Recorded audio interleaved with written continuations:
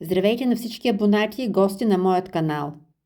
Днес ще ви покажа как се приготвих домашен мазен хляб с кайма и кашкавал. Първо ще приготвим тестото за нашия хляб. В купа изсипваме сухата мая. Добавяме топла вода, една супена лъжица захар и 2 супени лъжици пресято брашно. Разбъркваме внимателно и оставаме за 15 минути да се активира маята. Ще видите как се появяват малки мехурчета и ароматът започва да се усеща. Щом маята е готова, добавяме останалите продукти. За тестото използваме само белтъка от яйцето, а жълтъкът оставяме на страна. Прибавяме солта, киселото мляко и олиото и разбъркваме добре, докато сместа стане гладка. След това постепенно на етапи добавяме пресятото брашно, докато се оформи меко, еластично тесто, което приятно се усеща под ръцете. Всички продукти с точните им количества можете да намерите в описанието на видеото. Готовото тесто поставяме в намаслена купа, покриваме с кухненско фолио и го оставяме да втаса за около час и половина, докато удвои обема си. Докато втасва тестото, ще се приготвим и каймата. В тиган загряваме 2-3 супени лъжици олио.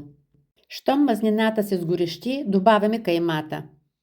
И с помощта на лъжица я надребняваме, като разбъркваме, докато се запържи равномерно. Когато промени цвета си, прибавяме ситно нарязан лук и разбъркваме добре. Готвим още 2-3 минути, докато лукът омекне и пусне аромата си. Овкусяваме с сол, черен пипер и червен пипер. Разбъркваме и оставяме още за около минута на котлона. Отнемаме от огъня и прехвърляме готовата кайма в друг съд. Тестото вече е готово втасало. Изсипваме го директно от купата в тава, покрита с хартия за печене.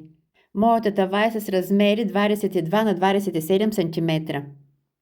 С леко намаслени ръце разстиламе тестото равномерно по цялото дъно.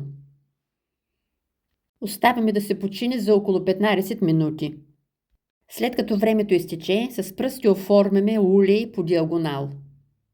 Ето така, както ви показвам.